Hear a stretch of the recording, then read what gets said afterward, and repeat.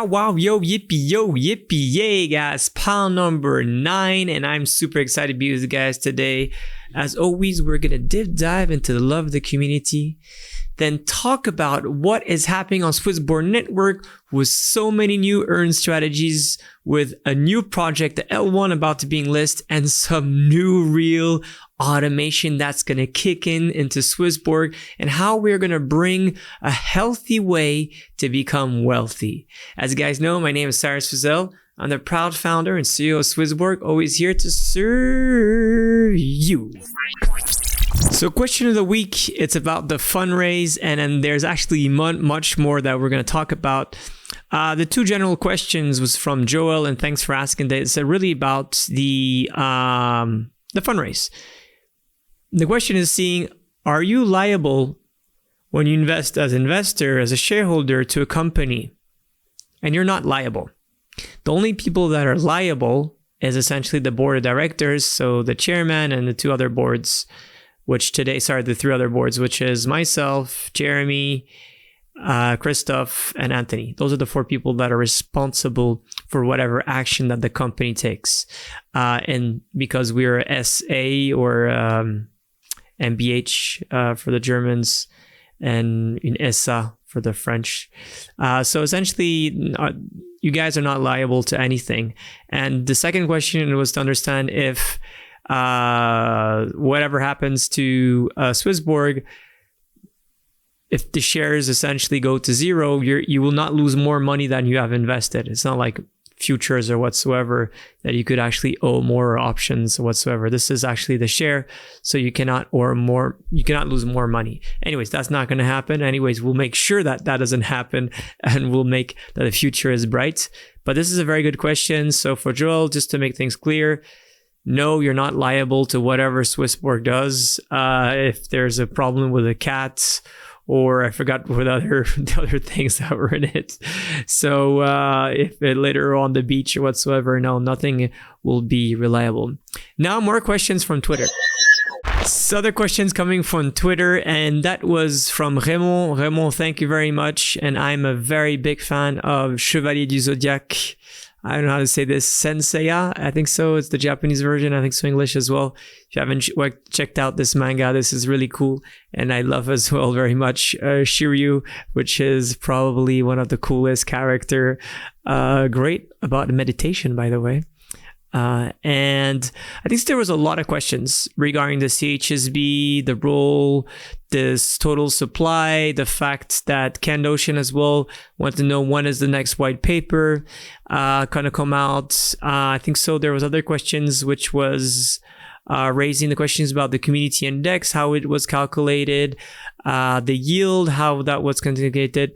I tried to came in and to explain that regardless of the direction of SwissBorg we're taking, we will always make sure that token holders and shareholders grow their wealth with us in the most sustainable way. We will always take directions to help the community, and that's what we've been doing since day one. I think so what we have spoke is that next Tuesday we'll be answering all of these questions. So not today, but the following week, and that will happen at 8:30, if I'm not mistaken, on Discord and right before the powwow, of course. So stay tuned for guys if you want more answers regarding that. Ken Notion, a white paper update is the minimum. Last is from 2017. That's not really true because we have wrote a lot of different white papers on the fact that how we're growing, but the main white paper has not been updated. That is true. We wrote SB Nation for those who already looked into it. So that is another white paper, but I do agree that it would be nice to have a way to grow again the CHSB, grow on the governance, make sure that a community has more power there. Of course, there's the shares and the SwissBorg token. Before really getting into this, I think so this mirror board actually explains some of it, which is quite well done, is being built right now. So the difference between the CHSB and SwissBorg shares. And I think so this is something that is very interesting. We're not going to go through it today. I think so the idea is to go through it with you next week. and face-to-face, and then have obviously a more public one. But this again shows a bit the difference, where the CHSB has governance rights regarding the DO, regarding the referendums, regarding the protect and choose. On the liquidity side, it has some buyback, the protect and choose as well. What you have, which is very important, is that you have the community index. The community index, as you guys know, it's something that enables to see what's the score and how you yield. It's based on all of these factors that you guys already know. What you could have as well becoming with CHSB, the utilities, obviously, is the yield boost, lower fees, and that's all about the premium package that you guys know. I think so what's important about the SwissBorg shares, because this is the other question of the power of the week, is that SwissBorg shares, on the contrary, it doesn't have necessarily all these utilities, but what it has is potentially a better has a better legal background. We talked about this already. So on terms of governance rights, is vote on the board of directors on M&A proposals, or like big questions. Should we open this market? Should we tackle this new business? So something that are very more strategic. I'd already mentioned this last time. What you could get out of the SwissBorg share is dividends as well. That could happen in the mid long run. What it does not have today is liquidity, but we're trying to work out how it brings tokenization and how we could facilitate people to get in and out by trading it. And I would say what is very important about the SwissBorg shares is how it as well enables to capture the growth of the ecosystem. And that's through multiple different things that could be done, which is very important, and all the different other projects here and potential strategics, M&A, franchises, and all of those things that the CHSB could capture partially, but I would say not the full picture. And, you know, all the other different business that SwissBorg could eventually do. If tomorrow we're looking into B2B, for example, if you start offering the smart engine as B2B, this will be more lucrative, obviously, for the company itself, but less for the CHSB. Of course, we'll still try to hope that people buy CHSB through the smart engine. But that's, it will be, again, a portion of that will be captured through the CHSB itself, and more will go to the shareholders and the growth of the company. That, again, at the end, they do connect together. What is important here is to outline that both of them always go extremely well together. So, the beauty is, there's a queen and a king, and they're both able to be self-governed, and they both are aligned together. That's the most important. Next, community events. First, last Friday, I heard a lot of great things about what was happening in Geneva. I really regret that I couldn't make this one. Hopefully, I'll be able to the next one. There's a really cool one happening tomorrow in Valais with our dear crypto friend, Crypto Phil. So please, if you're in the Valais, show up to the Inglewood in Sion. I as well will have one on Tuesday. As I said earlier, the next on Discord, it's at 8:30. It's going to be really interesting. We're talking about the CHSB. It's going to be with myself. I think so. Alex is going to take part as well. So it's going to be a really cool way to talk about CHSB, its growth, how it will evolve. I think so. Something that's very important. There is a lot of questions that you guys have, and we would like to answer them. This is going to be a live session, open doors, but not recorded. So anyone who wants to make it, please make it. Member of the week, as every week, one of the really cool ones that has been asking always the right questions and has been really trying to push the SwissBorg network in a very positive way. It looks like a fish, he looks like a clown, but he's definitely not one, or she is, by the way. Not too sure if it's a guy or a girl, but I imagine Danielle, it's a dude. So Percula, massive thanks for what you've been doing, of course, in the Discord, but as well on Twitter, asking again all the right questions, pushing the network. Much thanks to yourself. You're definitely an agile, beautiful fish. So thanks for this. Product update. This is really cool. As you guys probably seen the app, it's just growing new different ways to essentially YODL in a way that you understand the risk, that's based on obviously a time period. There's always a small amount of opportunities for this. There's good ways to yield a very nice up to 12% APY on Near protocol. As you guys know, Near protocol is a layer 1 that is very interesting, that this will be done through Stater Labs. Prescription happens tomorrow, so make sure that that happens. And it's going to be 60 days period, and only 100,000 Near. That will be the more you want essentially be able to stake. You have to have higher premium for that. BNB again with Stater Labs 2, Matic with Stater Labs 2. Prescription happens on the 2nd, and then on the 3rd, 90 days for lockup for the wonderful BNB, 6% APY, which is interesting, and 12% APY, and this takes 30 days. So you have a 2 months, a 3 months, and a 1 month for all different layer 1s and layer 2s of our wonderful crypto ecosystem.